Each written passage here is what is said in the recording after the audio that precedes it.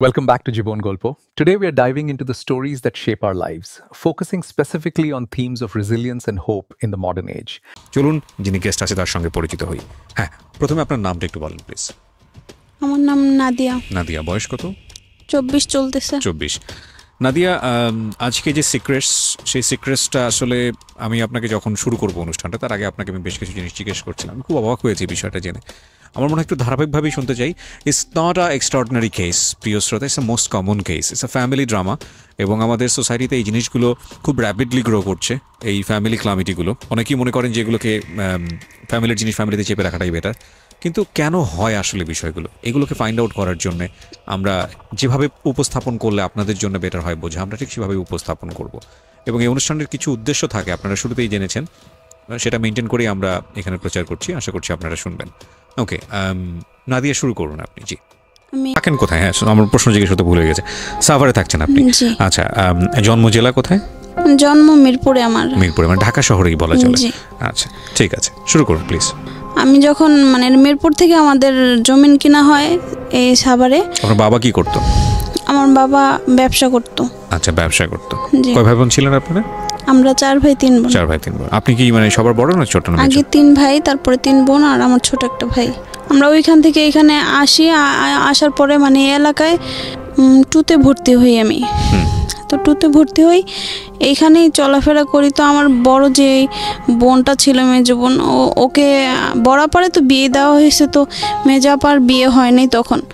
আর ওর মাথার ব্রেন অনেক ভালো ছিল, ওরে পড়ায় নাই। আমাদের এলাকাটা ভালো ছিল না তখন। আচ্ছা, সেই জন্য ঘরেই থাকতো।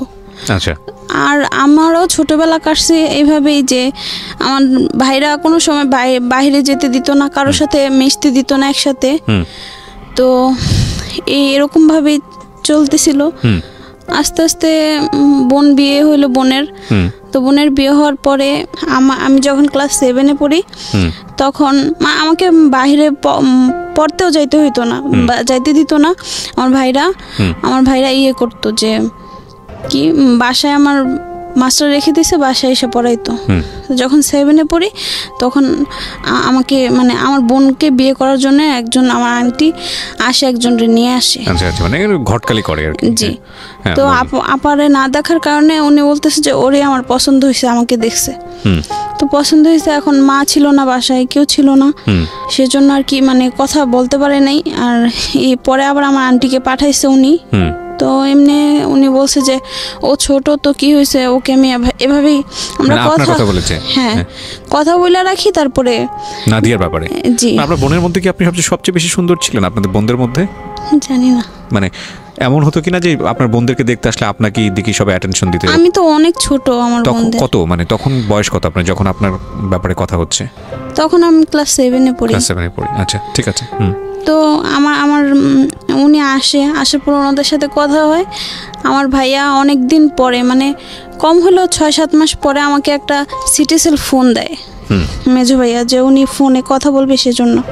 তো সেমনি কথা বলতাম ওনার সাথে। কথা বলতে বলতে উনি আমাকে, মনে করেন ছোট ছিলাম তো, যেভাবে যে স্বপ্ন দেখাইতো ওই রকমই উনি আমাকে বলতো, দেখো আমি তো ঢাকায় থাকি। উনি ব্যাংকে চাকরি করতো, আমি ঢাকায় থাকি, আমাদের তো একটা নতুন সংসার হবে, A to Z একটা সংসারে যা হয় এরকম তোমার নিয়ে যায়, কিনবো, এই সেই। তো আপনার সঙ্গে কথা বলার সুযোগ পেলো কিভাবে? ওই যে ফোন দিছে, আবার উনিও বাসায় আসতো। আচ্ছা, তো এটা তো আপনার বোনকে দেখতে এসে আপনাকে পছন্দ করে গেল। আমার বাবা মা রাজি হয়ে গেছে। তো রাজি হওয়ার পরে আর কি ওনারা, আর ওদের বাড়ি থেকে কেউ তখন কিছু জানে না, জাস্ট শুধু ও আসা যাওয়া করে বলতে ওরকম না। এই অনেক দিন পরে একদিন এই আর কি।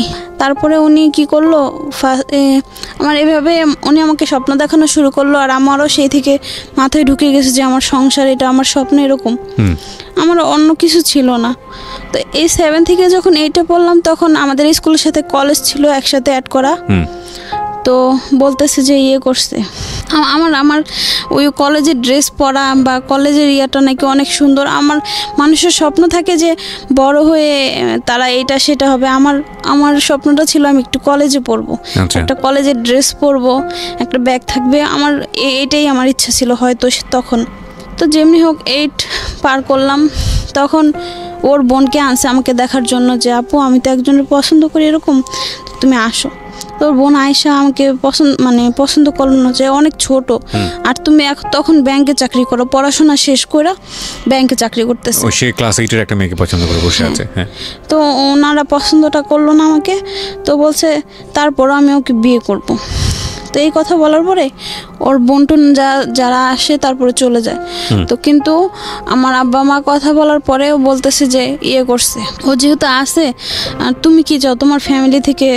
পরে বলতেছে যে আঙ্কেল আমি আব্বা তখন আমার কোনো ভাই বোন আমাদের সাথে অত ফ্রি না, আর আমার আব্বা মাও আমার সাথে অতটা ফ্রি না। আচ্ছা। তো আমার ভাবির সাথে উনি কথাটা তো বলছে, বলার পরে বলতেছে যে ইয়ে করছে, এই ভাই ওরে তো বিয়ে করবেন আব্বা বলছে, তো আপনার ফ্যামিলি থেকে তো রাজি হইল না, তো কি করবেন। তো বলতেছে যে রাজি না হইলে আমি ওরাকে বিয়ে করবো, আপনি আঙ্কেলের সাথে কথা বলেন, আঙ্কেল যদি বলে কাজী অফিসে নিয়ে যে বিয়ে করব তাইলে রাজি, আর আমার ফ্যামিলি লাগবে না। তো এইভাবে না আমার এর মধ্যে আবার আমার মেজো ভাবি একদিন ওর সাথে মেজো ভাবিরও কথা হইতো। একদিন একটা দেশে থেকে আমার ভাবির ভাই আসছে, তো আসার কারণে ও ভাবি কি জানি বলছে, সেজন্য উনি আমাকে বলতেছে যে তোমার বাসায় আরেকটা ছেলে আসবে কেন, এই সেই। তো আমার বাসা আর কি আসছে কি আমার অতটা মাথায় অত কিছু আমি ভাবিও নেই যে কেন আসলো বা কী জন্য সেগুলো বলতেছে, এই আর কি। তো তারপরে উনি আমার সাথে রাগ করে কথা বলে নাই। কথা না বলার পরে প্রায় অনেক মাস যাওয়ার পরে সে আমাকে বলতেছিল যে ইয়ে করছে। অনেক মাস পরে উনি আবার কথা বলার জন্য আমার সাথে চেষ্টা করতেছিল। আচ্ছা। তো ছেলেটার নাম কি ছিল? নাইম, যিনি ব্যাংকে কাজ করতো। জি। তো উনি কথা বলার চেষ্টা করতেছিল, তো কথাও বলছিল। বলার পরে আমার ফ্যামিলি থেকে আমাকে চাপ দিতেছে যে অনেকজন আমাকে নাকি দেখতে আসতেছে, এখন আমাকে বিয়ে দেওয়া লাগবে এই সেই। তো কি করবে এখন? আব্বারে যখন ও বললো যে কাজে বসে বিয়ে করবে, তখন আব্বা রাজি হয় নাই, যে সবার ছোট একটা মেয়ে, বংশেরও ছোট, ওকে যদি অনুষ্ঠানভাবে না বিয়ে দিয়ে অনুষ্ঠান না করে তাহলে কিভাবে হবে। তো আব্বা ফার্স্টে রাজি ছিল না, পরে ভাবি বুঝাইলো যে মেয়ে সুখে থাকলেই তো সব সুখ। তারপরে আর কি এখন রাজি আমি স্কুলে গেলাম, স্কুল থেকে আসলাম, তখন আমার এখানে আরেকটা কথা আছে। কথাটা হচ্ছে কি মেয়েদের যে একটা ইয়ে হয়, বুঝতে পেরেছি আমি। হ্যাঁ, সেই সময়টা আপনি আসলে যেটাকে বলা হয় যে বয়সের দিক থেকে প্রিপেয়ার ছিলেন না। হ্যাঁ। তো আমার এইটা যখন ফাইনাল পরীক্ষা দেই, ওর সাথে তখন বিয়ের কথাটা তো হইতেছিল, আর তখনই যে মেয়েদের যে একটা পিরিয়ড কি বলে ওইটা হয়েছে। তো আমি অনেক কান্নাকাটি করছি, ওইটা সম্পর্কে আমার আইডিয়া ছিল না, আর আমার মাও তো ফ্রি না যে কি করব না করব। বাধ্য হয়ে মেজো ভাবিকেই বললাম, ভাবি আমাকে বলছে যে এইভাবে করো। তো এই ফার্স্ট আমার ফ্যামিলিতে আমি জানাইছি। এরপর থেকে এই জিনিসটা আমার কেন জানি লজ্জা লাগছে যে আমি কারোর সাথে শেয়ার না করি, আর আমাকে নিয়ে আর কেউ এই সম্পর্কে কোনো ধারণাও দেয় নাই। স্কুলে গেছি, ও আমাকে রাত্রে ফাইনাল আমাদের বাসায় জানাবে যে কি করবে, হ্যাঁ কবে বিয়ে করবে কেমনি কি। বাসায় তো স্কুলে গেলাম অনেক আনন্দ নিয়ে, যে দেখ আমার বান্ধবীদের বলছি দেখ আমাদের কি স্বপ্নটা সত্যি হইতেছে, এরকম এই সেই। তো বলছে যে হ্যাঁ খুশি, কালকে তো আমাদের মিষ্টি চকলেট খাওয়াইতে হইব। তা আমি বলছি হ্যাঁ খাওয়াবো। বাসায় আসছি, দেখি সবাই জানি কীরকম একটা ভার। তো আমি আর কিছু জিজ্ঞাসা করি নাই। রাত্রি মেজো ভাবি বলতেছে যে এখন ওইটা তো হইতেছে না, বড় ভাবির আরেকটা ভাই আছে, ও গার্মেন্টসে চাকরি করে, ও ইমিডিয়েটলি ওই দিন মনে হয় সোমবার দিন ছিল, মঙ্গলবার দিন আমাকে আংটি পরাইতে চাইছে। তারপর বলছে যে আমাদের ফ্যামিলিতে গার্মেন্টসের কাউরে দেই নাই, মেয়েরে কিভাবে দেই। তা আমি বলতেছি ওই আরেকটা গার্মেন্টসের মানুষ আসবে কোথা থেকে, আমার তো ওইটা নাইমের সঙ্গে বিয়ে ঠিক হয়ে আছে। হ্যাঁ। তো এই কথা বলার পরে আমি কিছু বলি নাই, আমি কেন জানি কাঁদতেছিলাম। পরে সকালে ভাবি বলতেছে যে নাইম তো ফোন দিছিল, আমি কি বলছে, পরে বলতেছে ওর সাথে একটু ঝামেলা হয়েছে। আমি কি ঝামেলা? ও বলতেছে ও ঢাকাতে অনেক বছর যাবত আসে, চাকরিও করতেছে অনেক বছর, তো এখানে তো ও চাইতেছে যে তোমাকে গহনাগাটি সব দিয়ে দিতে। ওর বাবা মা তো রাজি না গহনা দিয়ে তাদের ইমপ্রেস করবে। তো আব্বা বলে দিছে যে গহনা টহনা কিছু না দিলে আমার মেয়ের ফার্নিচার দিয়ে দিতাম।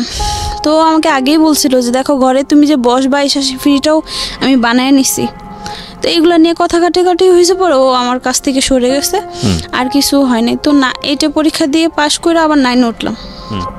9 ওঠার পরে আমার শ্বশুর স্কুলের এখানে যা দাঁড়ায় থাকতো, মানে যার সাথে বিয়ে হবে তো দাঁড়ায় থাকতো। তারপর আমার এক মামার মাধ্যমে আমাদের বাসায় যায়, ওনাদের পছন্দ হয়। প্রথম সাময়িক পরীক্ষা আমি মনে হয় 2টা দিছি, তারপর আমার বিয়ের কথা চলতেছে, মানে উনি গেছে। তো ফার্স্টে আমার শাশুড়ি গেছিলো, যাওয়ার পরে আমার শাশুড়ি আমাকে দেখে পছন্দ করে আসছে। পরে আমার দেওর আর আমার যা আর উনি যায়।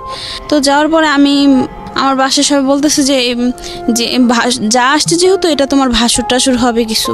তো আমিও ভাবছি যে সেটা ভাসুর, আর সাথে যে দেওরটা গেছে আমি তারে ভাবছি যে ওইটা হবে আমার হাজবেন্ড। নাইমের পাটটা চুকে গেল। জি। আচ্ছা।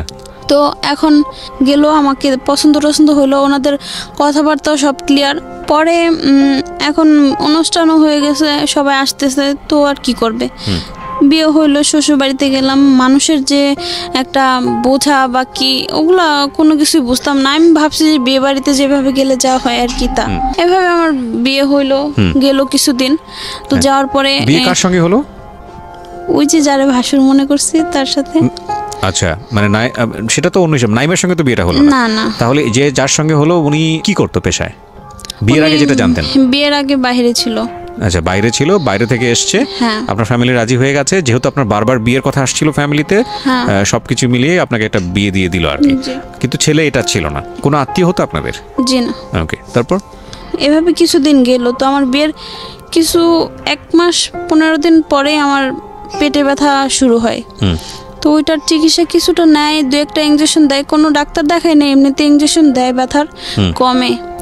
বিয়ের 1-1.5 মাস পরে আমার গলা দিয়ে রক্ত পড়ে। কেন?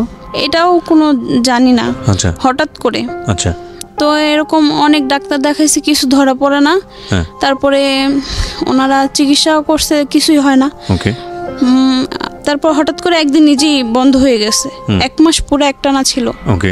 তারপর আস্তে আস্তে এরকম করতে করতে আমাদের ফ্যামিলির যে একটা ফার্মেসি ডাক্তার থাকে, উনি বলতেছে যে ইয়ে করেন কাকি, আমাদের ভাই হয়, তো কাকি ওরে না একটা বেবি নিতে বলেন, তাইলে মনে হয় ওর রোগ টোক চলে যাবে। ডাক্তারকে না দেখিয়ে এই সাজেশন দিয়েছে? হ্যাঁ।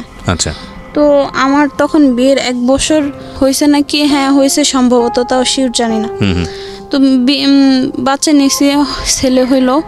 তো হওয়ার পরে আমি ইয়ে করলাম, আমার হাজবেন্ড তো আমার ছেলেরা 2.5-3 মাসে রেখে চলে গেছে বাহিরে।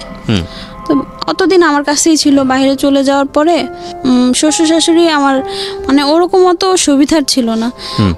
মানে হয়তো কি সংসারে যদি আমরা 5 জন থাকতাম তাহলে উনি আমাদের কি মানে আমাকে সব 5 জন থাকলে ওনারা 4 জনের খাবারটা দিত, আর হয়তো না খায় থাকতাম বা দেখা যেত যে খাবার নাই, এরকম কিছু। সব মিলে কি মানে যৌথ পরিবার ছিল, সবাই মিলে একসঙ্গে থাকতো? সবাই বলতে যৌথ কি, আমার যা আমার কাছে আমাদের সাথে ছিল না, বাপের বাড়িতে থাকতো, আর শ্বশুর শাশুড়ি আর 3টা দেওর, সবাই একসঙ্গে থাকতো। হ্যাঁ। আচ্ছা। তো এরকম করার পরে আবার আমার ছেলে যখন পেটে ছিল, আমি একটু খাবার বেশি খেতাম, তখন শ্বশুর বলতে কি তুই কি রাক্ষস হয়ে গেছিস, এত খাস কেন, নাকি রাক্ষস আনতাছিস পৃথিবীতে, এগুলো বলতো। হ্যাঁ। আপনার জামাই তখন দেশের বাইরে? হ্যাঁ। না না, তখন দেশে। তো আপনি জামাই বলতাম ওরে, ও বলতো কি থাক বলুক, মুরব্বী মানুষ বলছে কি হয়েছে তো। আর ও আমার জন্য শুকনা কোনো খাবার কোনো সময় আনতো না। আমি যে পিল খাইতাম আমার অনেক খারাপ লাগতো। আমার বাসা থেকে বিস্কিট যত খাবার যা আছে সব এনে দিত। এনে আমি আমার বাবার বাড়িতে মানে ওগুলাই খাইতাম। তো আস্তে আস্তে এইভাবে সময়গুলো কাটলো। ও যখন বাইরে চলে যায়, ওনাদের খাবার আর সবকিছু মিলে A to Z আমার কাছে আমার উপর আরো বেশি শুরু হয়ে গেল। হ্যাঁ। তো আমি ওরে বলছি যে আমি বাসায় চলে যাই, আমার এখানে ভাল লাগে না। আর বাসায় তো ভাইয়ারা যখন স্কুলে যাইতাম তখন বলতো কি স্কুলে যে যাইতেছিস, কোন ক্লাসে কোন বেঞ্চে বসিস, সব কানে আসে। আবার বাসা থেকে বের হইতে দিত না, কোনো ছেলেদের সাথে ভয়ে কথা বলতাম না। বাসায়ও সেই একই রকম। এখন বিয়ে হয়েছে, বিয়ের পরেও সে একই রকম। আমার এক বান্ধবী দেখা হয়েছিল ওর সাথে, ও বলতেছে তোমার ফ্যামিলি এটা কোনো ফ্যামিলির পর্যায়ে পড়ে। তো আস্তে ধীরে আমার কেমন যেন একটা খারাপ লাগা শুরু হলো যে আপনার শ্বশুর বাড়ির লোকজনের প্রতি। সেটা তো লাগছে, আমি আমার বাপের বাড়িতে চলে আসছি। আচ্ছা। ছেলে হওয়ার পরে, ছেলে হয়েছে, ছেলের দুধ দেয় না, ও আমাকে ঠিক মতন টাকা পয়সা দেয় না। তো বাসায় আসি, হয়তো 10 টাকা দিলে 10 টাকা থেকে ছেলের জন্য আমাকে 12 টাকার খাবার দুধ টুধ আনা লাগতো, হ্যাঁ। নিজের খরচ হইতো না, আর নিজে ওরকম খরচ বুঝিও না, ঘর থেকে বের হইও না আর জানিও না জগৎ সম্পর্কে। তো এমনি সেমনি যাই হোক, এখন হঠাৎ করে ও এই কথা বলার পর থেকে আমার জানি কেমন একটা খারাপ লাগলো। কে বলেছে, কি বলেছে? আর আমার একটা বান্ধবী বলতেছে যে তুমি যে এভাবে চলো, এটা কি কোনো জীবন, মানুষের জীবন, পশুর আপনি জীবন? তখন স্কুলে পড়তেন? না না, পড়া বন্ধ করে দিয়েছেন? আমার পড়া বন্ধ। আচ্ছা, তখন এই কথা বলার পরে আপনার রিয়েলাইজেশন হচ্ছে যে না, ভালো না, আমার ভালো লাগছে না বিষয়টা। হ্যাঁ, কারণ আমার বিয়ের আগে যখন বিয়ের কথাবার্তা চলতেছে তখন আমি মনে করছি যে আপারা শ্বশুরবাড়ি থেকে কত সুন্দর করে আনন্দ করে আসে, আবার শুনি জামাইদের সাথে ঘুরতে যায়, তা আমিও মনে হয় কোনোদিন ঘুরতে যাব। তো এরকম এগুলো হওয়ার পরে আমি আবার ইয়ে করলাম। আমি বলি তা আমার হাজবেন্ড এরকম না, সবাই এগুলা বলে, আমি তো একটা স্বাধীনতার জীবন চাইছিলাম, ওই জিনিসটা পাইনি। আমার পরে একদিন আমার ফোন আসে, ফোন আসার পরে বলতেছে যে আমাকে চিনবেন না, রং নাম্বারে ফোনটা, আমি নাম্বারটা চিনি না। তখন মনে হয় ফার্স্ট ফোন নিছে, একটা বটন ফোন। এটা বিয়ের কতদিন পরে? আমার ছেলে হওয়ারও পরে। মানে সেটা কতদিন পরে? আমার ছেলের বয়স তখন 1 বছর সম্ভবত। আচ্ছা, বিয়ের কতদিন পরে আপনার ছেলে হয়? 1 বছর পরে। 1 বছর পরে, মানে এটা আপনার বিয়ের 1-1.5 বছর পরের ঘটনা? হ্যাঁ। জি, বলেন তারপর। তো উনি ফোন দেয়, কিছুদিন কথা বলতে বলতে আমার একাকিত্বটাও দূর হয়ে যায়, কারণ ও বাইরে থাকে, ও আমার সাথে অতটা যোগাযোগ করে না। তখন দেশের বাইরে থাকতো আপনার হাজবেন্ড? আমার ভাইদের মানে দেখতাম যে তার ছেলে মেয়েরা কত আদর করে, ভাইয়ারা ছেলে মেয়েদের আব্বা মা ছাড়া কোনো কথাই বলতো না। তো আমার ছেলেরা কোনো সময় ও বাবা বইলার ডাক দেয় নাই, আর কোনো সময় কোলেও নেয় নাই, এটা নাকি ওর লজ্জা লাগে। তো আমি ওনাদেরটা দেখা কিরকম জানি আমার একটা খারাপ লাগা শুরু হইতো, যে এরকম কেন, আমিও এরকম কিছু একটা পাইতেছি না, আবার আমার ছেলেও এতিমের মতন, শ্বশুর শাশুড়ির কাছে যাচ্ছি না, তারা এই সেই, আবার হচ্ছে গিয়ে ওনারাও এরকম। তো আমার এরকম খারাপ লাগা শুরু হইলো আস্তে আস্তে, শ্বশুর বাড়ি থেকেও পাচ্ছি না, বাপের বাড়িতেও পাইলাম না, এখন হাজবেন্ডও এরকম। তো এরকম করতে করতে আমার ও ফোন দিত, তখন নামটা জানতে পেরেছেন লোকটার? হ্যাঁ। কি নাম ছিল? ফার্স্টে তো এইভাবে ভুলভাল নাম দিছে, তারপরে নাম হচ্ছে তার রাসেলের সঙ্গে আপনার কথা হতো?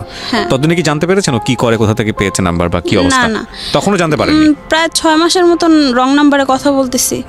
তো আমি বলতেছি, দেখেন আপনি এইভাবে আমার সাথে কথা বলতেছেন, আপনি ইয়ে করেন, আপনি ঠিকানা হইলে দেন, নইলে আপনি আমার সাথে আর কথা বললেন না। তো বলছে আচ্ছা ঠিক আছে, আমি ঠিকানা দিব। পরে আমি আমার আপার বাসায় যাই মিরপুরে, বলছে যে আমি ওইখানে থাকি, ওইখানে তোমার সাথে দেখা করবো। আপার বাসায় যাওয়ার পরে বলতেছে বিকালে মানে ওই টাইমে আমি তোমার সাথে দেখা করবো। তো বাসা থেকে বের হয়েছি, সে নাই। আপনি এরকম করতেছেন কেন আমার সাথে, আপনার সাথে দেখা না করলে না করবেন, আর কথা না বললে একবারে ক্লিয়ার বন্ধ হয়ে যাবে। আপনার সম্পর্কে জানছিল যে আপনি বিবাহিত, আপনার বাচ্চা আছে একটা? হ্যাঁ, আমি সব বলছি। সব বলেছেন ওনার সাথে? হ্যাঁ। ওনার ইন্টেনশন কি ছিল? উনি আমার সাথে কথাই বলতো, জাস্ট ফ্রেন্ড, যে হ্যাঁ আমি তোমার ফ্রেন্ডের মতন। ওকে ওকে, এরকম ফার্স্টে আপনি কথা বলতো। তো কথা বলতে বলতে হঠাৎ করে সে আমাকে পরিচয় দিল যে আমি তোমার মানে ভাবির ভাই। আসলে কি তাই ছিল? ওকে, তার মানে আপনাকে সে আগে থেকে চিনতো? হ্যাঁ। তো আমি বলছি ভাইয়া আপনি এতদিন আমার সাথে এরকম করলেন, ছি এই সেই। তো বলছে তো কি হয়েছে? আপন ভাবির ভাই? হ্যাঁ। তাহলে আপনার সম্পর্কে কি হচ্ছে? বিয়ে। ওকে, হ্যাঁ, তারপর? তো কথাটা তো হয়তো তখন বললাম যে ভাই এগুলা করলেন আপনি, এটা কি ঠিক কাজ করলেন? বলছে হ্যাঁ কথা বলতেছি, ফ্রেন্ড যেহেতু বানাইছো এখন আর কথা বললো না, আর বাসায় কাউরে জানায়ও না। তো আস্তে আস্তে এখন ফ্রেন্ডের থেকে দেখতেছি গভীর কোনো একটা সম্পর্কে যাচ্ছে। গভীর বলতে ফোনে উনি আমার সাথে লং টাইম, ওনার সাথে যদি 24 ঘন্টায় 23 ঘন্টা কথা বলতাম, হাজব্যান্ডের সাথে জাস্ট শুধু 10 মিনিট কথা বলতাম, এরকম সারাদিন। বাইরে তখন হাজব্যান্ডও দেশের বাইরে? হ্যাঁ। একটা জিনিস খেয়াল রাখবেন যে ওনার সম্পর্কে উনি যিনি যোগাযোগ করেছে তিনি ওনার সম্পর্কে জানতেন, এবং ওনার হাজব্যান্ড দেশের বাইরে এটাও জানতেন। সো সুযোগটা নিচ্ছে আর কি আলটিমেটলি। আর ইনিও বয়স যেহেতু অনেক অল্প এবং বিষয়গুলো তেমন একটা জানা ছিল না, একাকিত্ব খোঁজানোর জন্য উনি ওনার সঙ্গে কথা বলতেন। So situation is a big fact. এবং আজকের এই অনুষ্ঠানটা শুনে সবারই একটা অনেক বড় শিক্ষা হবে যে আসলে আমাদের এই সামাজিক সম্পর্কে জড়ানোর আগে আসলে ফিউচারটা কিছুটা হলেও চিন্তা করে নেওয়া উচিত। নইলে মানে একটা হচ্ছে যে আমি জেনে শুনে ভুল করেছি, সেটার মধ্যে একটা লজিক থাকে। আরেকটা হচ্ছে না আমি জানি না, হঠাৎ করেই একটা ভুলে পড়ে গেলাম, কিন্তু সেটার জন্য আমাকে জীবনে অনেক বড় পস্তাতে হচ্ছে। সো দুটোর মধ্যে কিন্তু একটা বিস্তর তফাৎ আছে আর কি। হ্যাঁ, তো তারপর? তারপরে আমি মানে ওনার সাথে এইভাবে কথা বলতে থাকি, বলতে বলতে একটা পর্যায়ে মানে তাকে আমার কষ্টগুলো শেয়ার করা শুরু করলাম। আগে সে আমাকে কষ্টগুলো শেয়ার করলো। কষ্টগুলো শেয়ার করার মোমেন্ট আসছে মানে তার সঙ্গে আপনার খুব ভালো সম্পর্ক হয়ে গেছে। হ্যাঁ, ফোনে অনেক ভালো সম্পর্ক হয়ে গেছে। কারণ এই বিষয়গুলো যদি আপনি শেয়ার করবেন তাহলে সামহাও তো সে জেনে যাবে, ফ্যামিলি মেম্বাররা জেনে যাবে, সেটারও একটা ভয় ছিল। না, সে আমাকে আগে বলছে, দেখো আমি এভাবে কষ্ট করে অনেক কষ্ট করে বড় হয়েছি, এখন পড়াশোনা করতেছি ভার্সিটিতে। তো সবকিছু মিলে আমি খুব মানে কষ্টে বড় হয়েছি। আমার বাবা মা তো মানে ভার্সিটিতে পড়তাম, আমার বাবা মা স্কুলে থাকা অবস্থায় প্রেম করে বিয়ে করছে, তো ফ্যামিলি থেকে তাদেরও বের করে দিছিল। সেজন্য সে অনেক কষ্ট করে বড় হয়েছে। তার মা নাকি সে এখনো বাড়িতে গেলে মারে, তো এগুলো বলতে আমার খুব কষ্ট লাগতো। তো আমিও আস্তে আস্তে উনি যেভাবে বললো আমিও সেভাবে তার কষ্টে আমিও শরিক হয়ে গেলাম, আর আমিও বলা শুরু করলাম। তো এভাবে বলতে বলতে তখন ছেলের এসে বাবার পরিচয় দেয়, বলে কি আমি তোমার ছেলের বাবা হব, রাজি নাকি তুমি? মানে এইভাবেই আপনাকে অফার করে পুরো বিষয়টা। হ্যাঁ, আমি তোমার ছেলেরে আমি কোনো সময় বাবা ছাড়া কথা বলবো না, অনেক সুখ দিব রে, তুমি যেটা জীবনে না পাইছো তোমারও একটা হাজব্যান্ডের ভাবে এইভাবে মর্যাদা দিব। তো আমি তখন আমার মাথায় এই জিনিসটা আসলো যে আমার ছেলে তো এতিমের মতন, আমার ছেলেটা যদি একটা সত্যিকারের বাবা পায় তাহলে তো এখানে আমার অনেক পাওয়া। তো সেই ক্ষেত্রে আমিও কেন জানি আর না করলাম না। ওই জিনিসটা আমার এতটুকু লোভ লাগছে, লোভটা আমার এইটাই ছিল যে আমার ছেলের একটা হবে, বাবা হবে, এই সুখ। সে আমার সাথে সে আলাদা, সেই ফার্স্টে যে 7-এ থাকতে যার সাথে কথা হয়েছে নাইমের সাথে, ওর মতো ও সেভাবে আমাকে দেখাইতেছে যে আমরা এইভাবে আলাদা থাকবো, স্বপ্ন দেখাচ্ছে। হ্যাঁ, তো ওই স্বপ্নগুলো আমার কেন জানি একটা লোভ হয়ে দাঁড়াইলো আমার মাথার মধ্যে, সেটা যে ঢুকছে আর বের হয়নি। তারপরে এখন এভাবে করতে করতে হঠাৎ করে একদিন বাসা থেকে জানি কি হয়েছে, আমি বাসায় বলতেছি যে মা আমি বাসায় শ্বশুর বাড়ি যাইতেছি, কাপড় চোপড় গোছাইছি। গোছানোর পরে ও বলতেছে যে কোথায় তুমি? আমি বাসায় যাবো এখন, ওর দাদির বাসায়। পরে বলছে আমি এখানে আমার একটা ফ্রেন্ড নিয়ে আসছি, তুমি মানে রাসেল বলছে এটা। হ্যাঁ, 3 রাস্তার মানে ওইখানে ওই রাস্তার মোড়টা হচ্ছে 3টা, আমার বাসায় যাওয়ার 2টা মোড়, আর ওর মানে ও যেখানে দাঁড়াচ্ছে ওই আরেকটা মোড়। তো এখানে দাঁড়ায় থাকার পরে ও বলতেছে বাসা যায় কি করবা, চলো আমরা জায়গা। তো আমি কোনো কিছু ভাবলাম না, আর বাসা থেকেও ওরকম কিছু প্রিপারেশন নিয়েও আসিনি। আমি বলছি ঠিক আছে, মানে আমারও জানি কিরকম একটা লাগছে যে ঠিক আছে চলো আমি দেখা করি। কি ও দেখা করার পরে বলছে যে বাসা যায় কি করবা, চলো জায়গা, আমরা তোমাকে নিয়ে যাই। আচ্ছা ঠিক আছে। আমি কিছু ভাবলাম না। মানে কোথায় নিয়ে যাবে? সে আমাকে নিয়ে যাবে যে যেভাবে, আমি কিচ্ছু জানি না। আমিও কেন জানি বললাম যে আচ্ছা ঠিক আছে ঠিক আছে বলে, ও যে একটা সিএনজি নিল, ওই সিএনজিতে আমি উঠলাম, ওইটা ওর সাথে আমি চলে গেছি। এটা হচ্ছে বিকালে রওনা হয়েছে। আপনার বাচ্চা কোথায় তখন? আমার সাথেই আছে। আপনার ছেলেটা আপনার সঙ্গে? হ্যাঁ, শ্বশুর বাড়িতে আসবো এই কথা বলে আমি আসলাম। আচ্ছা, ও সবকিছু জানতো আপনার? হ্যাঁ, সব। আচ্ছা, কোথায় যাচ্ছেন কি করতেছেন সবকিছু জানতো? হ্যাঁ। ওকে, তারপর? তো এরকম ওর সাথে গেলাম, যাওয়ার পর রাস্তাতে আমি বলছি আচ্ছা বাসায় কোনো সমস্যা হবে না। পর বলছে বাসায় যেখানে যাবা সেখানে যা ফোন অফ করে দিলেই হবে। তো আমি বলছি আচ্ছা ঠিক আছে। তো ফোন অফ করে দিবে। এখন গেলাম, ও ইয়েতে উত্তরায় থাকতো, তো সেখানে গেলাম। যা আপনি আগে থেকে সবকিছু জানতেন না? না, কিছুই আপনাকে টাচ দেয়নি? না, ও বলছে চলো জায়গা, আমিও কেন জানি চলে গেছি, কোনো কিছু ভাবিনি আগ দিক পিছে। তো আমি যাওয়ার পরে বলছে যে আমি একটা রুম ভাড়া করছি, এখানে উঠি চলো। তো উঠি, আমার শুধু আমার মানে কাপড় চোপড় যায় আমার ছেলেরও, আর আমি তো জানতামই না যে এখানে আসতে হবে বা কি, ওরকম প্রিপারেশনও ছিল না। ওইখানে বাড়িওয়ালারে বলছে যে ভাবি আমরা তো বাবার বাড়ি থেকে রাগ করে চলে আসছি, মানে আপনাকে বউয়ের পরিচয় দিছে আর কি? হ্যাঁ, না আমাকে না, বাড়িওয়ালাকে। তো ওই বাড়িওয়ালা মহিলা বলছে আচ্ছা ঠিক আছে থাকো, সমস্যা নেই, আমাদের বাসায় এই যে রুমটা খালি ওই রুমে একটা চৌকি ছিল, তো এইটাতেই থাকো, পরে আস্তে ধীরে সবাই না, যেহেতু রাগ করে এসে বসছে এখানে তো আর কিছু করার নেই। তো আমি ওই বাসায় ছিলাম, ও সেই রাত্রে সারা রাত ছিল আমার সাথে। সকালে যাওয়ার সময় আমাকে বলছে ফোন চালু করবা না, বাসায় থাকো, আর আমার একটা ফ্রেন্ড তোমার যা লাগে আয়েশা একটু পরে পরে জিজ্ঞাসা করবি, দিয়ে যাবে, আর আমাকে ফোন দিবা না তুমি। দাঁড়ান, আমার কাছে মনে হচ্ছে যে somehow it's a very very wrong decision in life. একটা যেটা হচ্ছে যে বিআই তো সম্পর্কে ছিল, আপনি আগে থেকে জানতেন, তার মানে ওনার সঙ্গে যে আপনি গেলেন, আপনি মনে করেছেন যে আপনি পুরো সংসারটাই চেঞ্জ করে ফেলতেছেন, তাই কি? না, তখন ওইটাও আমার মাথায় আসে নাই তখন। তাহলে তাহলে কি মানে ওই যে ফার্স্টে ও ফোনে কথা বলতো যে আমরা সংসার করবো এভাবে সেই না, কিন্তু কোনো একটা জায়গায় যাচ্ছেন ওর সঙ্গে মিট করবেন, একটা পার্সোনাল টাইম না মিট করাও না, জাস্ট বাসা থেকে যাওয়ার আগে ওকে ফোন দিছি যে আমি আজকে বাসা যাব। তো আপনি তো ওখানে থাকছেন, ডিসিশন নেওয়ার একটা বিষয় ছিল যে আপনি ওখানে স্টে করছেন, আপনি আছেন, তো এতক্ষণের মধ্যে তো নিশ্চয়ই আপনার মনে হয়েছে যে কি আমি এর সঙ্গে মানুষের সঙ্গে থাকবো আজীবন নাকি আমি বাসায় ফিরে যাব, কি না তখন আমার মাথায় ওইটা আসে নাই। তখনও আসে নাই? না। কি বলেন আপনি, এটা তো মানে অযৌক্তিক, মানে চরম পর্যায়ের অযৌক্তিক একটা বিষয় হয়ে গেল না? হ্যাঁ, তো তারপরে এখন ও বলছে আমাকে ফোনও দিবা না, ফোন তোমার অফ রাখবা, আমার ফ্রেন্ড আইসা তোমাকে যা দেওয়ার। বাচ্চার বয়স কত তখন? তখন 1.5 বছর হবে। 1.5 বছর। মানে আপনার শ্বশুর বাড়ির লোকজনও জানে না আপনি কোথায় আছেন, আপনার নিজের বাড়ির লোকজনও জানে না আপনি কোথায় আছেন। এটা নিয়ে যে ভয়ঙ্কর রকম একটা বিপদ হতে পারে সেটাও আপনার মাথায়, সেটাও মাথায় আসতেছিল। আপনাকে না বলার ক্ষেত্রে অন্তত 10 বার চিন্তা করবে। আমি মনে হয় বিষয়টা বোঝাতে পেরেছি আপনাদেরকে। সো এই জায়গাগুলো খুব উইক সাধারণত কমনলি মেয়েদের ক্ষেত্রে। এটা নিয়ে খুব বড় বড় দার্শনিকদের খুব চমৎকার সুন্দর সুন্দর কথা আছে, কিন্তু আমার মনে হয় যে তারপরও একটু সেকেন্ড থটটা থাকা উচিত। দেখুন, এই ভদ্রমহিলার সংসার আছে, সব কিছু আছে, এই ছেলেটার সাথে তার কোনো ফিউচার কোনো প্ল্যান ছিল না। সেই অবস্থায় সে বাড়ি থেকে বের হয়ে গিয়ে একটা রাতে স্টে করছে এবং সেখানে রেখে দিয়েছে তাকে, ঠিক আছে তুমি ডোন্ট টেক এনি ডিসিশন যে যাবা না, ফোন বন্ধ রাখো, কি একটা অবস্থা। যাই হোক, তারপরে আমি তখন আমার মাথায় আসে না। ও মানে যখন ফোনে কথা বলতাম তখন ও আমাকে বলতো, এইভাবে তো বলছে যে অনেক কষ্ট পাইছে বা কষ্ট করতেছে।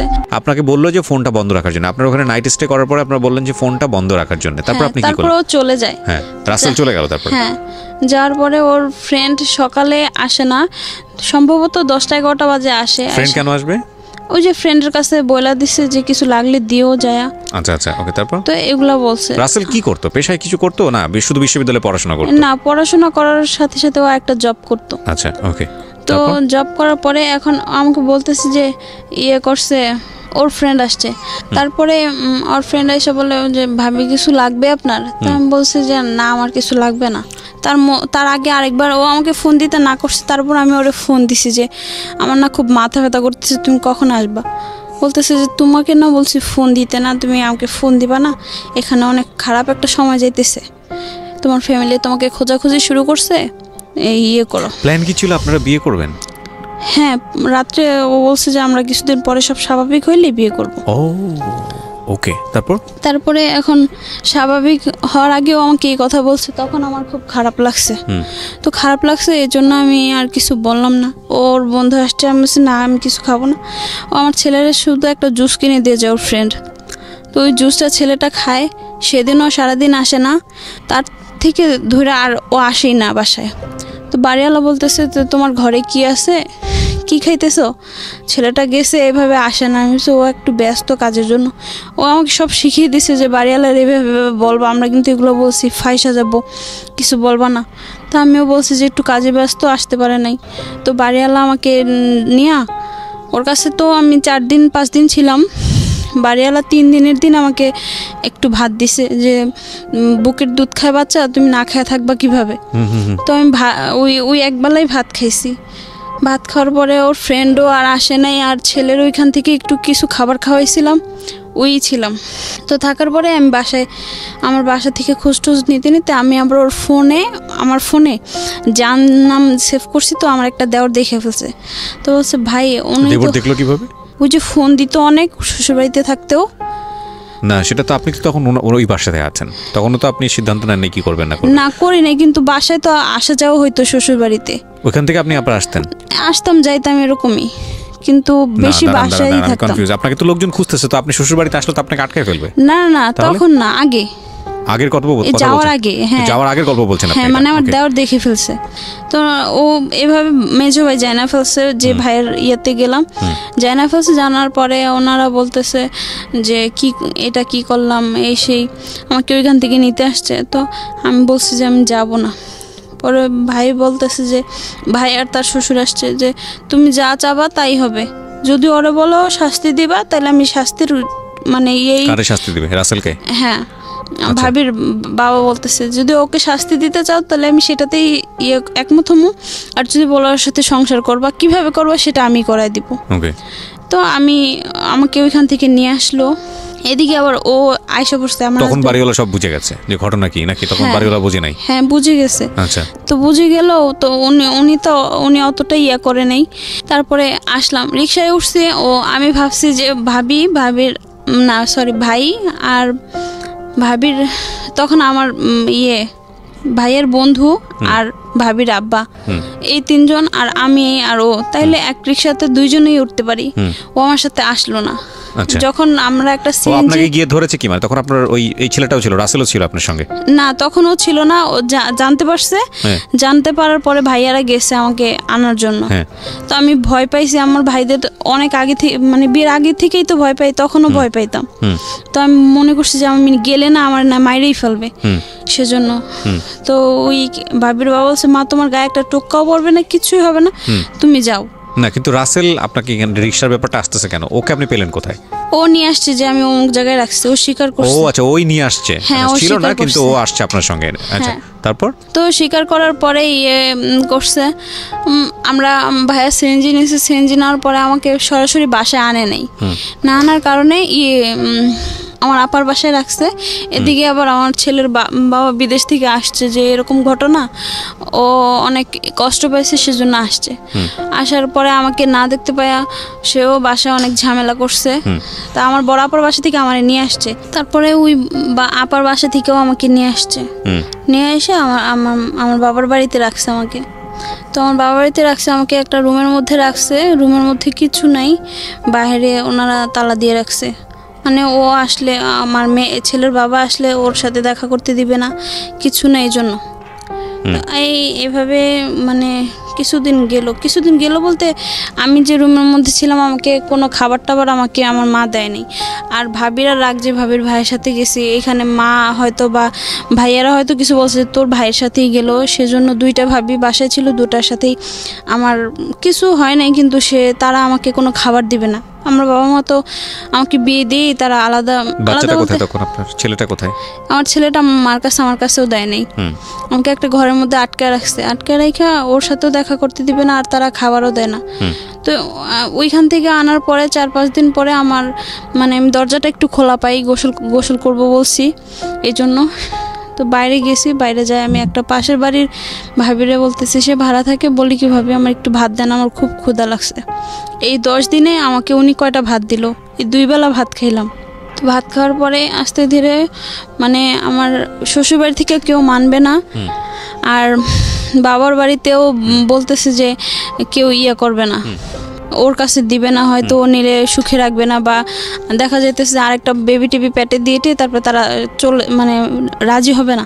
এগুলো মানে তাদের অন্যরকম মন মানসিকতা, আমার হাজব্যান্ড আমার সাথে খারাপ কিছু করবে, দিবে না। এভাবে সব স্বাভাবিক হবে, ও স্বাভাবিক করতে চাইছে, কিন্তু শ্বশুরবাড়ির কেউ হইতেছে না, আর বাপের বাড়ির থেকেও ওনারা করতেছে না।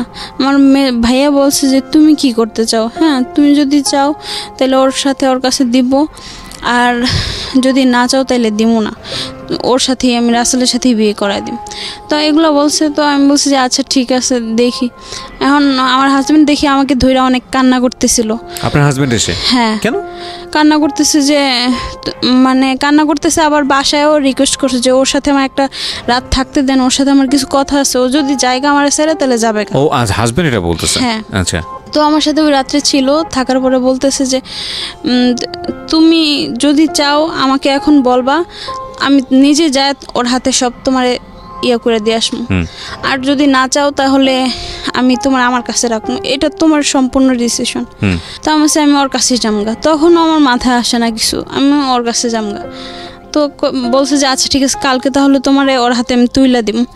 এই কথা বলার পরে ওর নাম্বারটা নিয়ে আবার আমার হাজবেন্ড ওর সাথে দেখা করছে, সেটা আমাকে পরে বলছে। বলার পরে বলতেছে যে ও সব বলে দিছে ওর সাথে, যে আমি একটা মানে সম্পর্কে জড়াইছিলাম, এক রুমে আমরা 2 জন ছিলাম, আমি এটা আমার হাজবেন্ডের কাছে অস্বীকার করছি, ও সব বলছে। তো বলার পরে আমার হাজবেন্ড আমাকে জিজ্ঞাসা করছে, তো আমি বলছি যে না এরকম কিছু হয় নাই। ও বলতেছে যে আমি জানি, তুমি বললে সমস্যা নেই, তারপরেও জানার পরেও আমি তোমাকে মানবো, তোমার গ্রহণ করবো। আমি এখন জানা ফেলছে, আর কিছু বলার নেই। আর ও এমনভাবে উদাহরণ দিছে যে মানে ও অবিশ্বাস করার মতন কিছু না, আমার হাজবেন্ড অবিশ্বাস করবে না এরকম। ও আমাকে কিন্তু অন্ধের মতো বিশ্বাস করে, কিন্তু ও যা যা বলছে মানছে, মানার পরে ওর ফ্যামিলি থেকে বলছে তোকে ত্যায্যপুত্র করে দিব, মানে যদি বিয়ে করিস। হ্যাঁ না, ওকে যদি রাখস, আমাকে যদি রাখে, ছেলে আমারটা নেয়, কিন্তু ওরা রাখা যাবে না। তো হাজবেন্ড কি বললো সবকিছু জানার পরে? হাজবেন্ডের কথা কি ওইটাই ছিল যে ওই নিবেই আমাকে, মানে বলছে না তুমি আমার কাছেই থাকবে? হ্যাঁ। পরে আমি বলছি আচ্ছা ঠিক আছে। এখন আমাকে ফ্যামিলি থেকে ও জিজ্ঞেস করছে তুই কি করতে চাস, আমি কিছু আমিও ওর সাথেই থাকবো, আমার হাজবেন্ডের সাথে। কারণ আমার মা কান্দে আর বলে যে তুই আমার নাতিটার এতিম বানায় ফেলবি। ও আচ্ছা, মানে শেষ পর্যন্ত আপনি ডিসিশন নিলেন আপনি হাজবেন্ডের সঙ্গেই থাকবেন। আচ্ছা, তো এইভাবে থাকলাম। আর ছেলেটার কি ডিসিশন ছিল? রাসেলের কি ডিসিশন ছিল? ওর কোনো ডিসিশনই নাই, আর ইয়াও নাই, কিছু বলছেও না। না, গেলেও সমস্যা নাই, না গেলেও সমস্যা নাই। না, আমি ওর একদিন ফোন দিছিলাম এই গ্যাঞ্জামের মধ্যে যে কি করতে যাও, আসো আমাকে এসে নিয়ে যাও। ও বলছে যে দেখো ফ্যামিলি কি করে, মানে ওর কেমন যেন একটা অনিচ্ছাকৃত জিনিস জন্মায় গেল ওর কথাতে, আমি বুঝতে পারলাম। বা দিন শেষে কি হলো, একটা কেলেঙ্কারি হয়ে গেল, চারপাশের এলাকায় একটা কেলেঙ্কারি হয়ে গেল। হ্যাঁ, আচ্ছা, তারপরে কি দাঁড়ালো? তারপরে এখন আমি বাপের বাড়িতে আছি, শ্বশুর বাড়িতে আমাকে নেয় না, নিবে না।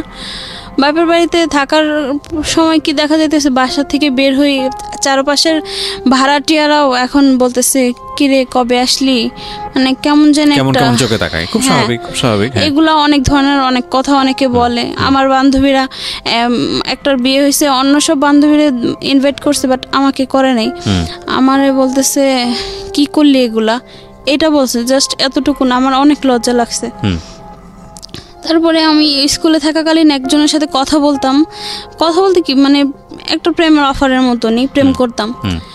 তো ওইটা কিছুদিন কাটতে না কাটতে 6-7 মাস বা 1 বছর পরে ওই ছেলের সাথে আবার যোগাযোগ হয়। রাসেলের সাথে নাকি স্কুলের? সেটা আরেকজন স্কুলের। এখানে একটা কথা বলি আমি আপনাকে নাদিয়া, সেটা হলো যে আপনার হাজবেন্ড এত কিছুর পরেও যে আপনাকে মেনে নিল এবং কোনো ধরনের কোনো টর্চার করেনি, কিছু করেনি, তখন কি মানুষের প্রতি আপনার কিছুটা হলো রেসপেক্ট বা ভালোবাসার জন্মানোর কথা না? আপনার এত বড় একটা মেজর মিস্টেক। তখন আমার ওরকম কিছু হয় নাই, মানে ওই বুঝিনি নেই আপনি কত বড় স্যাক্রিফাইসটা করলো। হ্যাঁ, মানে বুঝিনি বিষয়টা, কারণ এটা কিন্তু তার জন্য অনেক বড় একটা সম্মানের ব্যাপার সামাজিকভাবে, যে তার ওয়াইফ এরকম একটা জায়গায় ভেগে গেছে, এরকম জায়গায় স্টে করেছে এবং তারপরেও সেই জিনিসটা মেনে নিয়েছে। তো আপনার বোধহয় এই জিনিসটা রিয়েলাইজ করাটা উচিত ছিল মানুষ হিসেবে। যাই হোক, আপনি সেটা করেন। মাথায় কোনো কিছুই আসে না। তো এই ছেলেটার সঙ্গে আপনি কথা বলছিলেন? হ্যাঁ, আবার কিছুদিন যেতে না যেতে ওই ছেলের নাম কি ছিল? ওই ছেলের নাম নাসির ছিল। নাসিরের সঙ্গে কথা বলা শুরু করলেন? রাসেলকে ভুলে গেছেন তখন? হ্যাঁ, ওকে। রাসেলকে ফোন দিয়েছিলাম, ফোন দিয়ে বলছি যে কেন করলে এগুলা। পরে বলতেছে যে আমার একটা শোধ নেওয়ার ইচ্ছা ছিল, সেটা আমার ইয়াটা পূরণ হইলো। আমি কিসের শোধ? পরে বলতেছে তোমার ভাবির বাবা মা আমার সাথে যা করছে ছোট থেকে বড় হওয়া পর্যন্ত, ওইটা আমি একটু করে দিলাম, যে এখন তো আমার বোন সুখে থাকবে না। তা আমি ধারণাটা ভুল তোমার, আমি যা হওয়ার আমার হয়েছে, তোমার বোন সুখেই আছে। তো প্রতিশোধ নেওয়ার কথা ও আমাকে বলছে, এটা ডিরেক্টলি আর কি বলবে। তারপরে দ্যাটস হিজ চ্যাপ্টার, এটা তো ইম্পর্টেন্ট না। আমার কাছে মনে হয় যে আপনার জায়গা থেকে আপনি কি করেছেন সেটাই হচ্ছে ফ্যাক্ট। তারপরে কি হলো? তারপরে ওই কিছুদিন যাওয়ার পরে আমি নাসিরের সাথে কিছুদিন কথা বললাম। ওই নাসিরও যেহেতু একজনের সাথে চলে গেছে, ও ওই চোখে আমাকে দেখলো, মানে ও যে তোমার হাজবেন্ড তো বাহিরে, তোমার এটা শারীরিক চাহিদাটা তোমার থাকতে পারে। এই আস্তে আস্তে কথা বলতে বলতে একদিন কারেন্ট চলে গেছে। ও বলতেছে যে আমি তোমার বাসায় আসি। আমি বলছি না, আমার বাসায় আসা যাবে না। কেন আসবা? পরে বলতেছে না আসি বলে। ওই বাসায় কি আর কেউ থাকতো না? আপনার শ্বশুর শাশুড়ি আর কেউ থাকতো না তখন? বাপের বাড়িতে, শ্বশুর বাড়িতে আমাকে মানে নাই। ও, এরপরে শ্বশুর বাড়িতে মেনে নেয়নি আপনাকে, কিন্তু আপনার হাজবেন্ড ঠিকই মেনে নিয়েছে আপনাকে। ওকে, ইন্টারেস্টিং। তারপরে কি মানে ওইখান থেকে আসার পর ও 1 মাস পরে চলে যায়। ও যাওয়ার দিন আমাকে বলে না, পরে বলে কি ভালো থাইকো। আর আব্বা তো কথাই বলে নেই ওর সাথে। মারে বলছে যে আমি হয়তো 1 বছর ওর খরচ দিতে পারবো না, এটা আপনারা করে নিয়েন, কারণ আমার বাসা থেকে অনেক ঝামেলা হয়েছে, কেউ দিতে দিবে না খরচ। 1 মাস যাইতে না যাইতে আমার মা আমাকে অনেক মানে একদিন খুব মারছে আমাকে, যে তোর হাজবেন্ড টাকা দেয় না কেন, কি কাটটা খাবি, এগুলো নিয়ে আমার অনেক মারছে আমার মা। এই বিয়ের পরে গায়ে হাত তুলতো? বিয়ের পরে কি ওইখান থেকে আসার পরে আমার হাজবেন্ড কেন টাকা দিচ্ছে না? এগুলো তো অন্যায়, চরম অন্যায়। যাই হোক, তারপর তো ওরে আমি যতই অন্যায় করি, যাই করি, ওই কয়েকটা মাসে আমি ওরে সব বলতাম। আমার সবাই আমাকে বলতো যে হাজবেন্ডের সব কথা বলতে হয় না, কিন্তু আমি ওরে সব বলতাম। বলার পরে আমি যাওয়ার আগে ওরা বলছি যে আমি যদি কোথাও জায়গা তাহলে কি তুমি কষ্ট পাবা? ও তখন ওইটা জিনিসটা সিরিয়াস নেয় নাই। আবার এই বাসায় এগুলো করতেছে আমার সাথে, আমি ওরে কাঁদছি আর বলছি যে দেখো বাসায় এগুলো করতেছে। তারপরেও আমাকে 10,000 টাকা পাঠায় বলে কোন দেশে থাকতো সেটাও বলতে যাচ্ছেন না? না। আচ্ছা, পুরো সিক্রেট, ঠিক আছে বলেন। তারপর তো এই টাকা পাঠানোর পরে বাবা আপা আমার হাতে দেই, আবার নিজে কিছু খরচের জন্য রাখি। তখন তারা খুশি, অনেক খুশি। এখন আমারও ভালোভাবে দিন যাইতেছে, করতেছে। কিন্তু মাঝে মারলো বা সবাই বাসা থেকে বের হইলি কেমন যেন একটা চোখে দেখে, আবার হচ্ছে গিয়ে খারাপ ব্যবহার করে আমার সাথে সবাই। মানে আমার জগৎটাই যেমন অন্ধকার ছিল, হাজার আলো থাকলেও আমি আলো পাই নাই। তারপরে ওর সাথে কথা হয়, পরে বলতেছে এত কষ্ট করে কি থাকা যায়। সে তো আবারও ফার্স্ট এসে আমার সাথে কিছুদিন কথা বলার পরে আমার বাসায় একদিন কারেন্ট চলে যায়। কারেন্ট যাওয়ার পরে ও বলে যে আমি তোমার বাসায় আসতেছি। আমি কেন আসতেছো? পরে বলতেছে হ্যাঁ, আমাদের এলাকায় আবার কারেন্ট গেলে আধা ঘন্টা, 1 ঘন্টা, 1.5-2 ঘন্টাও থাকে।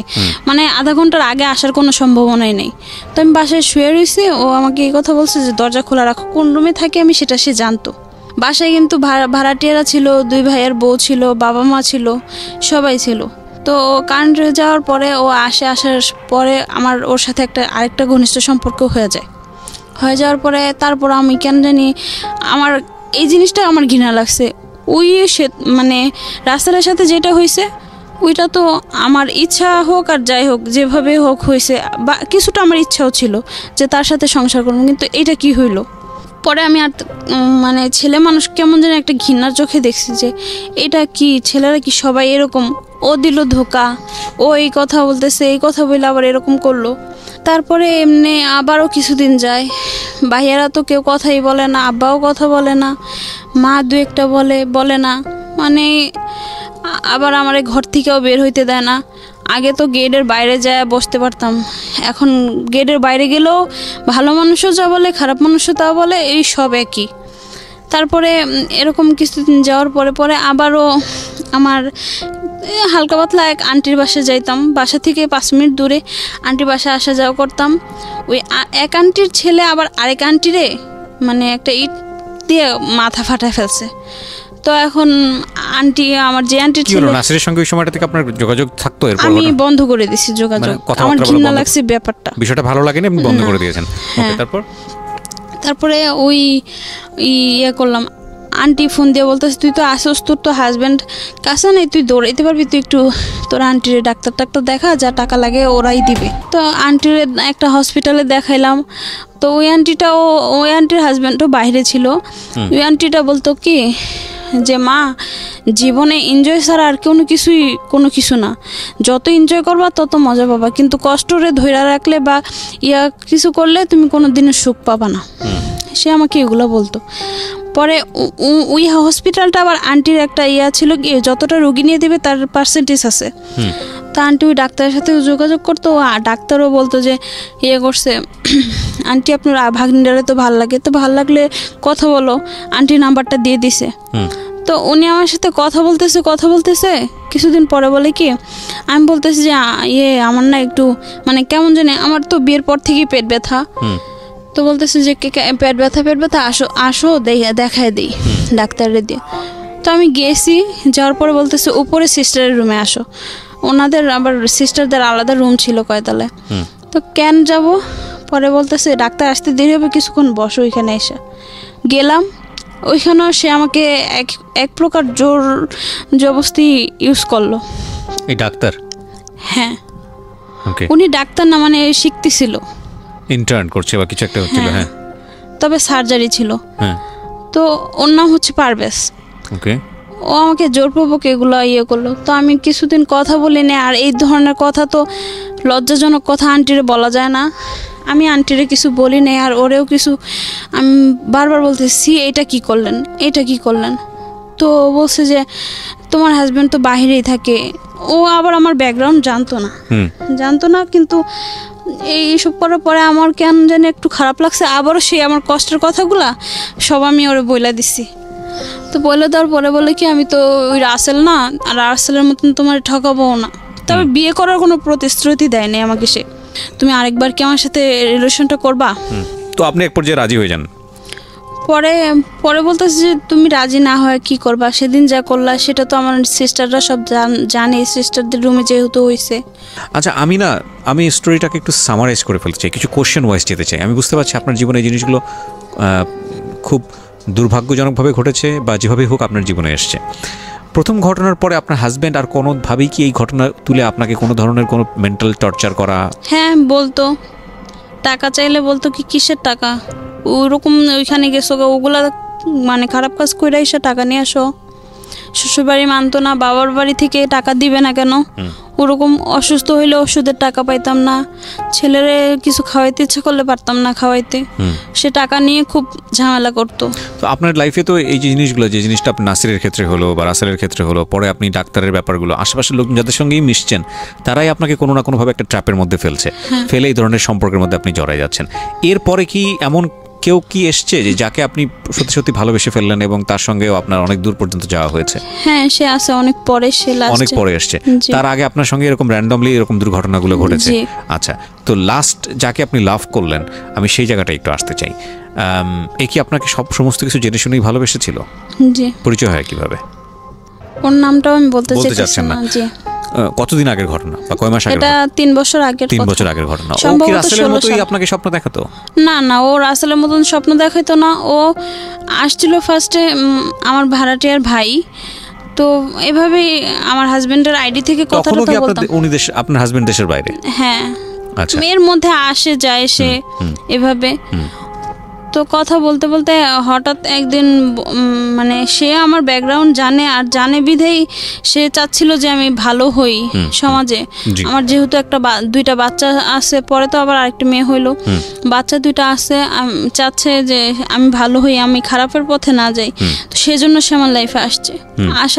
আস্তে আস্তে এক প্রকার সেও আমার প্রতি ইয়ে হয়ে গেল। আপনার সমস্ত অতীত কি সে জানতো?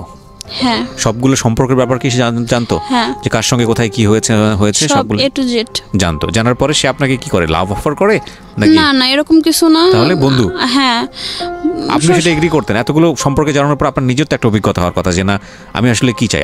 আপনার জায়গা থেকে আপনি তখন আমি তার কোনো দিকটা যে মানে খারাপ বলবো বা অনিচ্ছা ছিল এরকম কিছু আমার তার কিছু চোখে বা ব্রেনে আসে নাই। হ্যাঁ, খারাপ কিছু উনি এরকম কিছু করেও নাই। উনি সবসময় লড়াই করে গেছে যে আমি কারোর সাথে যেন কথা না বলি। আচ্ছা। হ্যাঁ, মানে আমার আইডি বলেন, ইমো আইডি, তারপর হোয়াটসঅ্যাপ, সবকিছু আইডি সে আমার করে রাখছে, যে চাচ্ছে যে সে কি চাইতো আপনার কাছ থেকে? সে এগুলা কিছু চাইতো না, সে চাইতো জাস্ট আমি ভালো হই। আমি শুধু আমার হাজবেন্ডকে নিয়ে থাকি। আপনার ইনভলভমেন্ট অন্য জায়গাগুলো তখন কি মানে ব্যাপারগুলো এরকম হয়ে গেছে যে আপনি নিজেও চাইতেন বিষয়গুলো কি এরকম ছিল? না না, আমি কোনোটাই চাইনি। ভালো হই বলতে কি আপনাকে ব্লক করতে চাচ্ছিল বিভিন্ন জায়গাগুলো থেকে, যাতে আপনার কাছাকাছি কোনো খারাপ মানুষরা না আসতে পারে। তো এটা সে কেন চাইবে? তার ইন্টারেস্টটা কি? সে কেন চাবে এটা জানি না, বাট তাকে বলি, সেও বলে যে আমিও জানি না, কিন্তু আমি চাই যে তুমি ভালো হও। তুমি তো আল্লাহর একটা বান্দা, আমি চাই তুমি ভালো হও। তার সর্বশেষ এই রিলেশনশিপটা শেষ পর্যন্ত কোথায় গেল? ভালো হওয়ার জায়গাটা থেকে সে আপনার সাথে এখনো কি আছে নাকি চলে গেছে? এখনো চলে যাওয়ার মতনই কিছুটা, কিন্তু সে বলতেছে যে আমি 3টা বছর লড়াই করলাম, আমি অনেক কষ্ট করছি, আমার এরকম লাইফ থেকে আমি কারোর সময় মানে আমি ভবিষ্যতে আমার ওয়াইফকে দিতে পারবো না কি জানি না, কিন্তু আমি চাচ্ছি যে তোমার সময় দেয়। কিন্তু আমি আপনাকে বিয়ে করতে চাই না। তাহলে সে কি চায়? তার উদ্দেশ্য একটাই, আমি যেন কারোর সাথে কথা না বলে আমার হাজবেন্ডকে নিয়ে আমি থাকি, আমার ছেলে মেয়ে নিয়ে আমি সুখী হই। Very interesting. তো তার সঙ্গে আপনার কোনো ধরনের কোনো অনৈতিক সম্পর্ক হয়নি? হইছে। তাহলে কি দাঁড়ালো?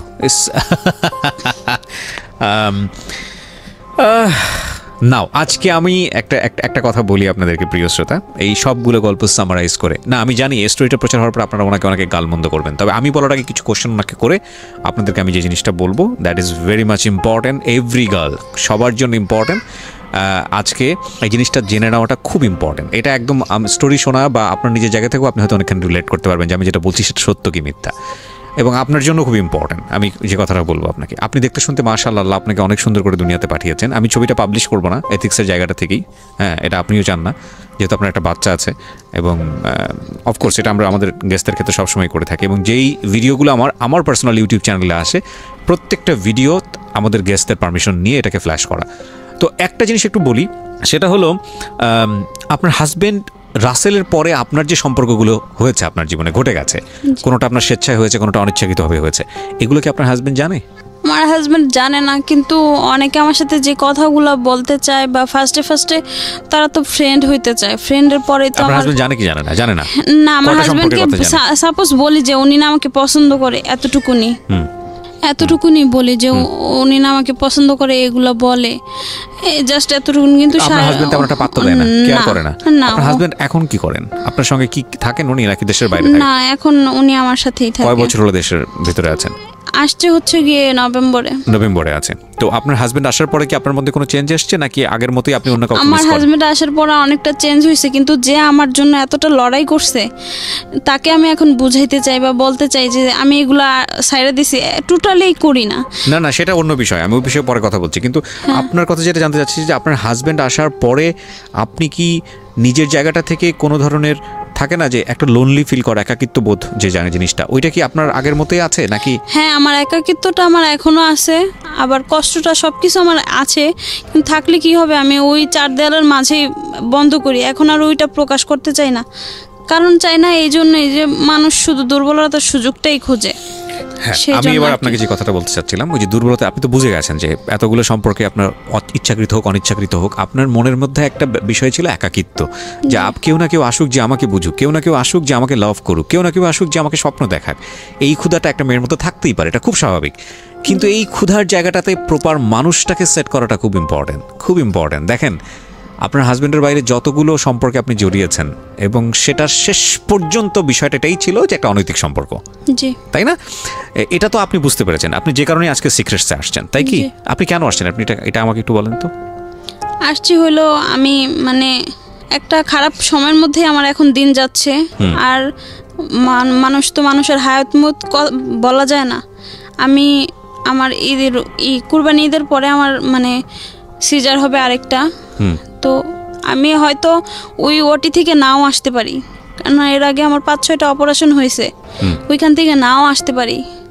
তার জন্য মানে আমি এরকম যন্ত্রণাগুলা বা একাকিত্ব এই কথাগুলো আমি কারো কাছে বলতে পারি নাই, সেজন্য মানে এখানে বলার জন্য আসছেন, সেটা ঠিক আছে। কিন্তু আপনি কি রিয়েলাইজ করেছেন আপনার সমস্ত জায়গাটা থেকে যে আপনি একটা বড় ধরনের ভুল করেছেন, অপরাধ করেছেন, অন্যায় করেছেন? আমি মনে করি আমি ওগুলো ভুল করি নাই, কারণ আমার সাথে ভুল হয়েছে।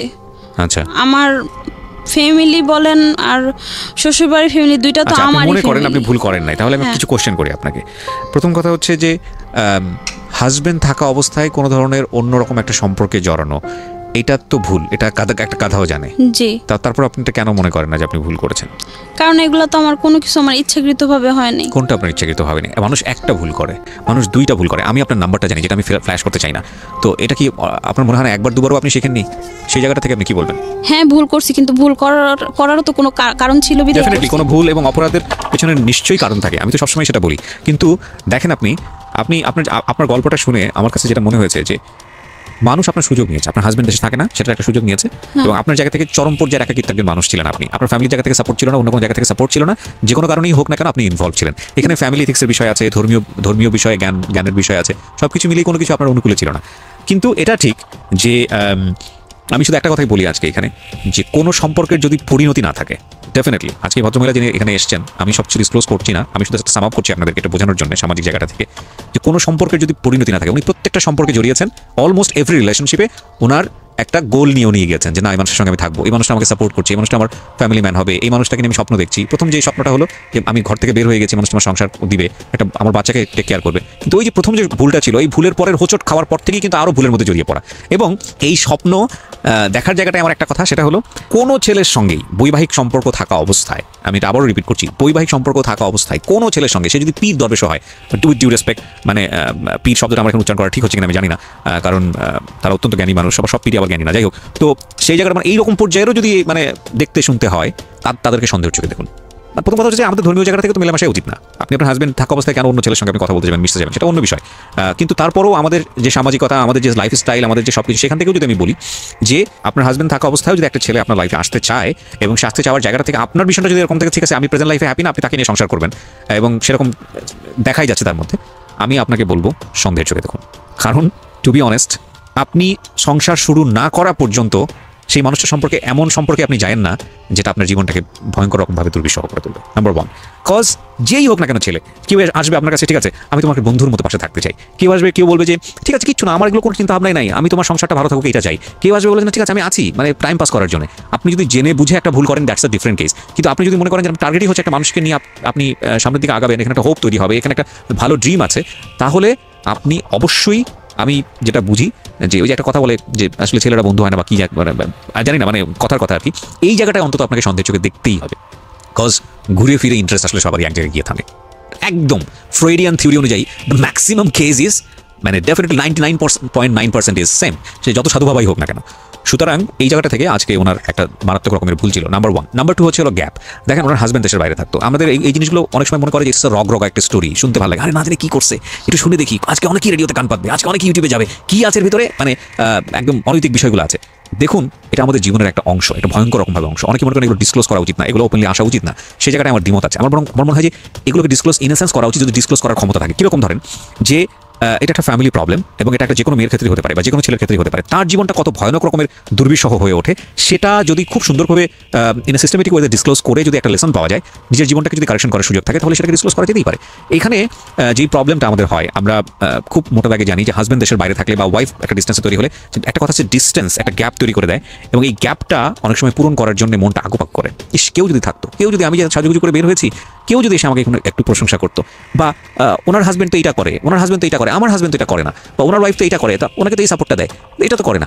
বাট আপনি হয়তো জানেন না ওনার হাজব্যান্ড যে জিনিসটা করতে পারে না সেই কোয়ালিটিটা হয়তো আপনার হাজব্যান্ডের মধ্যে আছে। ডেফিনেটলি এই ভদ্রমহিলার হাজব্যান্ডের মধ্যে তো সেই কোয়ালিটি আছে, এত কিছু করার পরে তুমি এটা মেনে নিয়েছেন এবং উনি সেটা দেখেন নাই, উনি ভালো জিনিসটা দেখেন নাই।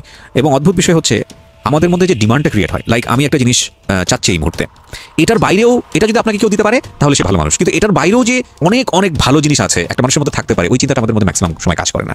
তো এই ভদ্রমহিলাকে এই জিনিসগুলো বোঝানোর মতো কেউই ছিল না, তার ফ্যামিলি সার্কামস্ট্যান্সেস, ওনার কথা অনুযায়ী আমি যেটা বুঝে নিই। তবে এটা ঠিক প্রকৃতিগতভাবে এটা সত্য যে গ্যাপ একটা ডিস্টেন্স তৈরি করে এবং এই গ্যাপের সময় ভালোবাসার মানুষের প্রতি ভালোবাসা তীব্র রকমভাবে বেড়ে যায়, চাহিদাটাও অনেক বেশি বেড়ে যায় এবং আপনার যদি অন্যরকম কোনো চাহিদা থাকে সেটারও একটা সুযোগ তৈরি হয় এবং সেটাও খুব তীব্রভাবে বেড়ে যায়। এই জন্য গ্যাপ যেরকমভাবে ডিস্টেন্স তৈরি করে, গ্যাপ ঠিক একইভাবে মনের ভিতরে যে আগ্রহটা সেটাও কিন্তু খুব তুমুলভাবে ক্রিয়েট করে। তো সেই জায়গা থেকে এই ভদ্রমহিলার ভুল করার সুযোগ ছিল, বয়সটাও অনেক কম, ভুল করার সুযোগ ছিল। আরেকটা ভয়ঙ্কর বিষয় ছিল, ভয়ঙ্কর বিষয় বলছে এই কারণে যে ইনি যে ঘটনাগুলো ঘটিয়েছেন বা যেটা হয়েছে এটা সবাই সামহাও, আমি পুরো স্টোরিটা এখানে ডিসক্লোজ করবো না, সামহাও ওনার ফ্যামিলি রিলেটেড এবং ওনার চারপাশের মানুষজন ওনাকে চিনে, এইরকম কিছু মানুষের মধ্যে ওনার ঘটনাগুলো ঘটেছে। এবং মোস্ট ইন্টারেস্টিংলি সেটা হলো উনি দেখতে মাশাআল্লাহ অনেক সুন্দর। আমি স্টোরির শেষে শুধু একটা কথাই বলতে চাই, সেটা হলো যে সংসার অনেক পবিত্রতম একটা জায়গা, আমাদের ভুল হয়ে যায়, ডেফিনেটলি আমরা মানুষ এবং আমাদের ভুল হতেই পারে, কিন্তু ভুল থেকে শুধরে আসার জন্য সৃষ্টিকর্তা আমাদেরকে বারবার সুযোগ দিয়েছেন, সেই সুযোগটা আমরা নিব, ডেফিনেটলি নিব, কেন নিব না। কিন্তু এমন ভুল যেন আমরা না করি যাতে করে আমাদের সন্তানটা সাফার করে। আজকে যিনি এসছেন ওনার দুটো বাচ্চা বয়স আছে, উনি ভবিষ্যতেও সন্তান